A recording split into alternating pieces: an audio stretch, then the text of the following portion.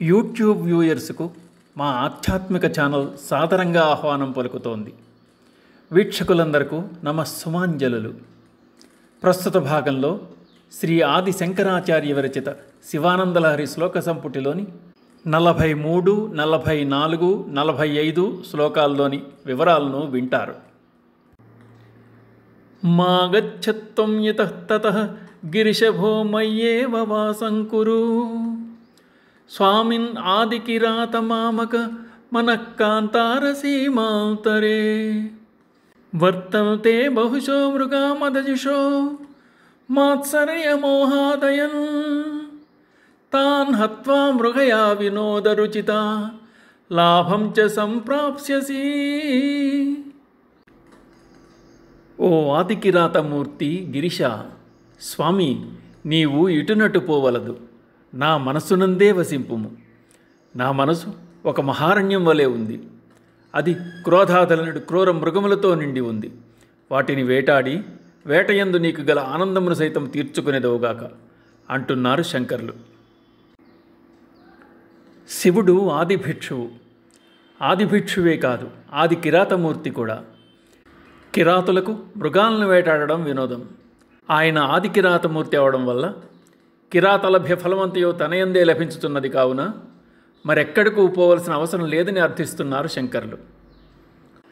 ముందు శ్లోకంలో అంతరంగం దుర్గం యొక్క లక్షణాలను కలిగి ఉన్నదని చెప్పిన శంకరులు ఈ శ్లోకమునందు మనస్సును మహారణ్యంగా పేర్కొంటున్నారు.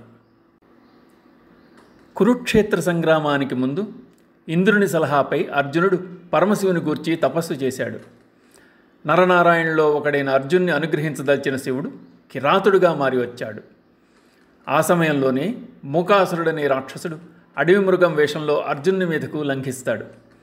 ఆ మృగాన్ని తరుముతూ వస్తున్న శివుడు, అర్జునుడు ఇద్దరూ ఒకేసారి ఆ మృగంపై బాణాలు విడిచి మృగాన్ని చంపివేస్తారు. ఎవరు ముందు బాణం వేశారు అన్నదానిపై కిరాతార్జునులిద్దరూ వేటనాది వేటునాది వేటాడే చోటునాది అంటూ వాదులాటకు దిగారు. అది కాస్త వారిద్దరి మధ్య ద్వంద్వయుద్ధంగా పరిణమించింది. యుద్ధం చాలా కాలం సాగిన తరువాత అర్జునుడు హతాశుడై కిరాతుని గెలవలేనని గ్రహించి కిరాతుని రూపంలో ఉన్నది శివుడు తప్ప వేరెవరూ కాదని తెలుసుకుని శరణాగతి చేశాడు. శివుడు సంతోషించి అర్జునుని సాహసానికి, ధైర్యానికి, ద్వంద్వయుద్ధమునందు అతడికున్న నేర్పునకు ప్రసన్నుడై అర్జునునికు పాశుపతాస్త్రాన్ని అనుగ్రహిస్తాడు. మహాభారతంలో పాశుపతం ఒక్క అర్జునునికే దక్కింది. అర్జునుడు తపస్సు చేసి శివునితో ద్వంద్వయుద్ధం జరిపిన ప్రదేశం ఇంద్రకీలాద్రి. అదే ప్రస్తుత విజయవాడ. కిరాతార్జునీయ ఇతిహాసాన్ని భారవి రచించినట్లుగా తెలుస్తోంది. శివుడు ఆది కిరాతుడు కనుక, కిరాతులకు వేట అన్న మక్కువ గనుక శంకరులు తన మనస్సునే ఒక అరణ్యంగా చూపిస్తూ అక్కడ శివుని వేట సాగించమంటున్నారు. వేట కొరకై ఇతర అరణ్యాలకు వెళ్ళి ప్రయాసపడవలసిన అవసరం లేదని, మనస్సు మహారణ్యానికి తక్కువేమీ కాదని, అది కూడా కోపతాపాలు, ఉద్రేకాలు మొదలైన చెట్లతో నిండిపోయిందని తెలిపారు. అరణ్యంలో క్రూర మృగాలున్నట్లే మనసులో కూడా కామ, క్రోధ, లోభ, మోహ, మద, మాత్సర్యాలనే మృగాలు ఉన్నాయని, దట్టమైన కారడవిలో సూర్యకిరణాలు ప్రవేశించలేనట్లే జ్ఞానము కొరవడి మనస్సు అవిద్యనే పెంజీకట్టులో కొట్టుకుంటోందని తెలియజేశారు. ఆ విధంగా అరణ్యానికి ఉన్న లక్షణాలన్నీ మనసుకు ఉన్నాయని చెప్తూ, నా మనస్సనే మహారణ్యం నీ కోసం సిద్ధంగా ఉంది, దాని యందు ప్రవేశించు, అరిషడ్వర్గాలనే మృగాలను వేటాడు, మనసునందున్న కారడవిని కార్చిచ్చు దహించినట్లుగా దహించివేయి, అజ్ఞానాంధకారాన్ని పారద్రోలి జ్ఞానప్రకాశాన్ని కలుగజేయి, వేట ఎందలి వినోదాన్ని నా మనసునందుండి పొందు, నన్ను కృతార్థుండి చేయి అంటున్నారు శంకరులు. కరలగ్న మృగ కరీంద్రభంగో ఘనశార్దూల విఖండన అస్తజంతు గిరిశో విశద్ ఆకృతిశ్చేత కుహరే పంచముఖోస్తి మే కుతోభీ. మృగమును చేజిక్కించుకున్నవాడు, గజాసురుని భంజించినవాడు, వ్యాఘ్రాసురుని ఖండించినవాడు, తన యందు లీనమైన ప్రాణికోటి గలవాడు, పర్వతమందు శయనించువాడు, ధవళ వర్ణమువాడు, పంచముఖుడు అగు పరమేశ్వరుడు అని సింహం నా మనస్సనుడి కుహరమున ఉండగా నాకు భయమెక్కడిది? ఈ శ్లోకమునందు మహాదేవుని సింహత్వం నిరూపణ గావించబడుతోంది. పరమేశ్వరునకు సింహానికి గల పోలికలను తెలియజేస్తున్నారు శంకరాచార్యుల వారు. సింహం మృగాలను వేటాడుతుంది. పరమేశ్వరుడు మృగాన్ని చేతధరిస్తున్నాడు.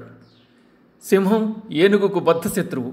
అది ఏనుగుపై లంఘించి కుంభస్థలాన్ని కొట్టి చంపుతుంది. శివుడు గజాసురుని భంజించాడు. సింహాన్ని చూస్తే బెబ్బులి కూడా బెదిరిపోతుంది. శివుడు వ్యాఘ్రాసురుని ఖండించి వేశాడు. సింహం చూసిన జంతువులు అన్ని ప్రాణభయంతో పారిపోతాయి. అయితే సమస్త ప్రాణులు శివుని యందు లీనమవుతాయి. స్థావర జంగమాత్మకమైన విశ్వం యావత్తు ఆయన యందు నిండి ఉంది. సింహం కొండ చర్యలందు శాద్దీరుతుంది.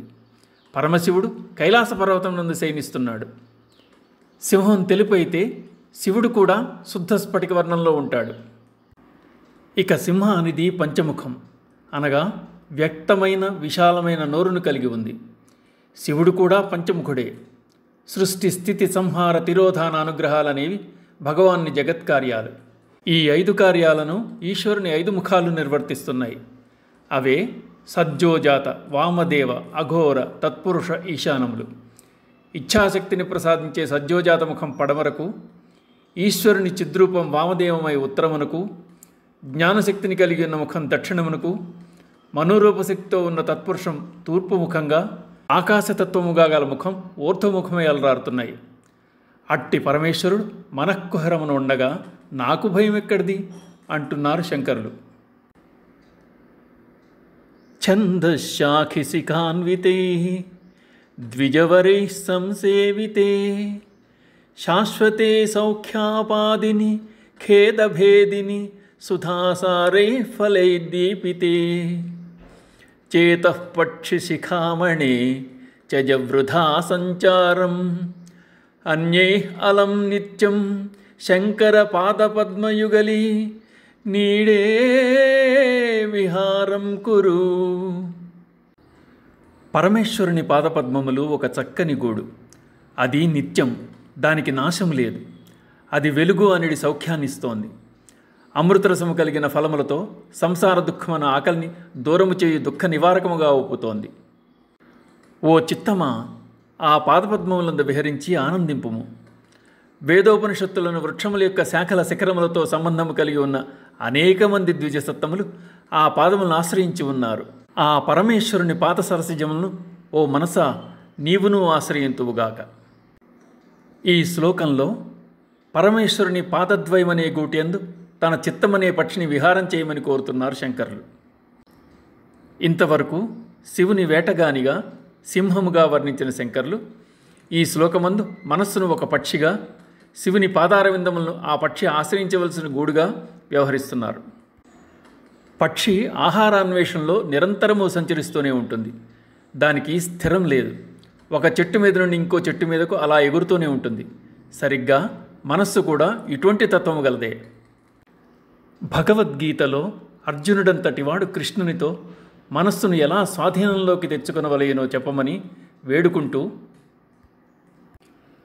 చంచలం హి మనఃకృష్ణ ప్రమాది బలవదృఢం తస్యాహం నిగ్రహం మన్యే వాయోరివసు దుష్కరం.